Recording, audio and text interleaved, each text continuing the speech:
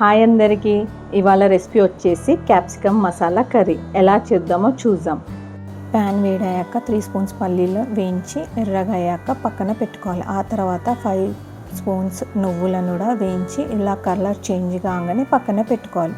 ఆ తర్వాత ఎండు కొబ్బరి చిన్నగా కట్ చేసుకొని ఇది కూడా కలర్ చేంజ్ కాగానే పక్కన పెట్టుకోవాలి. అందులోనే 2 టేబుల్ స్పూన్ ఆయిల్ వేసాక 4 ఆనియన్స్ని ఇలా కట్ చేసుకొని ఇందులో వేసుకొని ఇలా ఫ్రై చేసుకోవాలి బ్రౌన్గా వచ్చేలాగా. ఆ తర్వాత స్టవ్ బంద్ చేసుకొని పక్కన పెట్టుకోవాలి.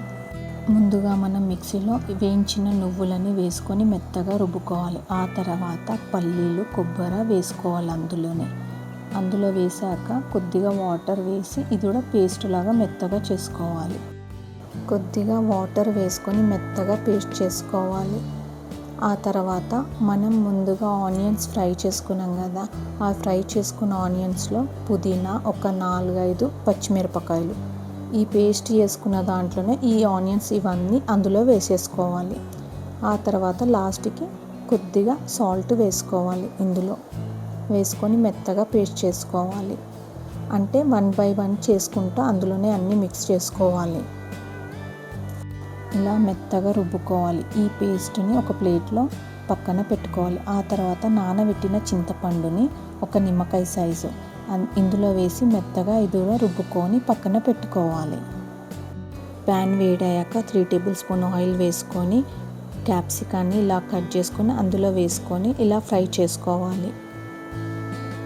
ఇలా కలర్ చేంజ్ అయ్యాక ఒక ప్లేట్లో పక్కన పెట్టుకోవాలి.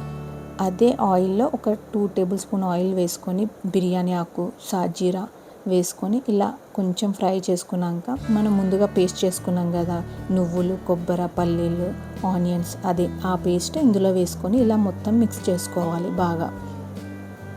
బాగా కలపాలి.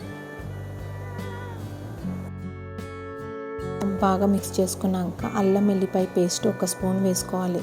సన్నగా కట్ చేసుకున్న కొత్తిమీర ఇందులో వేసుకొని ఇలా మిక్స్ చేసుకోవాలి. ఆ తర్వాత 1 స్పూన్ పసుపు, 1 స్పూన్ కారం, తగినంతగా సాల్ట్ వేసుకొని ఇలా మిక్స్ చేసుకోవాలి. ఇలా మిక్స్ చేసుకున్నాక మనం ముందుగా చింతపండుని మిక్సీ పట్టాం కదా పేస్ట్, అందులో నార అంతా తీసేసి మనం మసాలాలో పేస్ట్లో వేసుకోవాలి. చింతపండు రసాన్ని వేసుకున్నాక కొద్దిగా వాటర్ వేసుకొని ఇలా మిక్స్ చేసుకోవాలి. గ్రేవీ అనేది కొంచెం పల్చగా ఉండాలి. ఆ తర్వాత ధనియాల పొడి 1 స్పూన్, జీలకర్ర పొడి 1 స్పూన్ వేసుకొని బాగా కలుపుకోవాలి. నాకు కొంచెం కారం తక్కువ అనిపించింది, నేను మళ్ళీ 1 స్పూన్ వేసుకున్నాను. మసాలా గ్రేవీ ఇలా ఉడికేటప్పుడు మనం ముందుగా ఫ్రై చేసుకున్న క్యాప్సికాన్ని ఇందులో గ్రేవీలో వేసుకున్నాక ఇలా కలుపుకొని స్టవ్ సిమ్ మీద పెట్టుకోవాలి. ఆ తర్వాత మూత పెట్టేసాక ఒక 5 నిమిషాలు అయ్యాక గ్రేవీ అంతా దగ్గరకు అయ్యాక స్టవ్ బంద్ చేసుకోవాలి. ఆ తర్వాత సన్నగా కట్ చేసుకున్న కొత్తిమీర వేసేసుకోవాలి. మొత్తానికి క్యాప్సికమ్ మసాలా కర్రీ రెడీ. దీనికి కాంబినేషన్ చపాతీ కానీ రైస్ కానీ చాలా బాగుంటుంది. మీరు ఒక్కసారి ట్రై చేసి చూడండి.